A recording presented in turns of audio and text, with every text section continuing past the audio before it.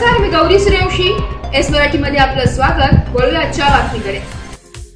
पेट्रोलवरील महाराष्ट्र राज्य परिवहन महामंडळाच्या कार्यशाळेच्या आवारात रविवारी दुपारी आग लागल्याने तब्बल 9 रिक्षा व 2 चारचाकी असे 11 वाहने जळून खाक झाली आहे. या घटनेनंतर चांगलीच खळबळ माजली आहे. नाशिक शहरात सातत्याने आग लागण्याच्या घटना घडत आहे.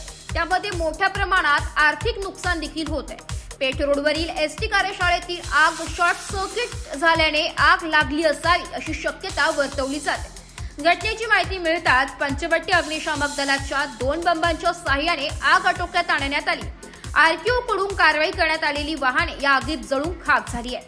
पेट्रोलवरील घटनेत जळालेल्या 9 रिक्षा, 1 टेम्पो ट्रॅव्हल आणि 1 स्विफ्ट डिझायर अशी 11 वाहने नाशिक आरटीओने विविध गुन्ह्यात जप्त केल्याची माहिती पुढे येते. पेट्रोल परिसरात महाराष्ट्र राज्य परिवहन महामंडळाची विभागीय कार्यशाळा असून कार्यशाळेच्या मोकळ्या जागेत आरटीओ कार्यवाही करण्यात आलेली वाहने लावली जातात.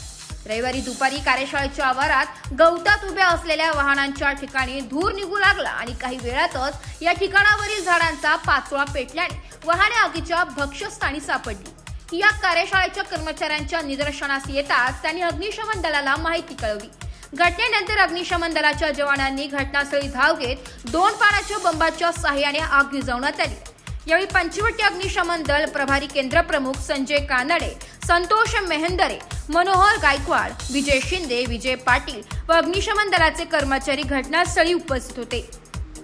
एस मराठी न्यूज साठी प्रतिनिधी सुरेश सुराशे, नाशिक. अशाच नवीन ताज्या घडामोडी जाणून घेण्यासाठी आमच्या एस मराठी न्यूज चॅनलला लाईक करा, शेअर करा, सबस्क्राईब करा आणि बेल आयकॉनला क्लिक करायला विसरू नका.